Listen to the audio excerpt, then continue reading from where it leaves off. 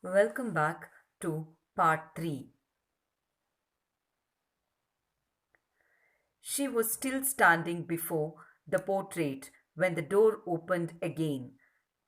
Jo did not turn as she said, I won't be afraid of your grandpa.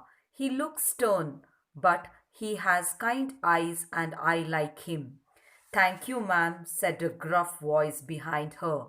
And there, to Joe's great dismay, stood old Mr. Lawrence. Mr. Lawrence is very amused and invites Joe to tea. There, as Joe and Laurie talk merrily, Mr. Lawrence realizes how lonely Laurie had been and decides to send him to the Mart's house occasionally. As the girl was looking at the photograph of Mr. Lawrence and she was standing before it, the door opened again. Now the girl did not turn back. She thought that it is Laurie. Then she told him that I won't be afraid of your grandpa. Why? Why she won't be afraid? Because he looks stern. Stern means serious and strict.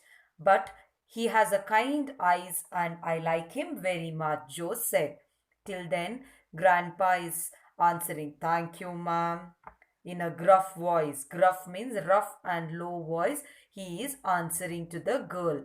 Now, Joe is in a great dismay. Dismay means a mix of alarm and shame when something unexpected happens. Now, she didn't know that it was the grandfather, and she told that, and something unexpectedly when it happens, she shook her head.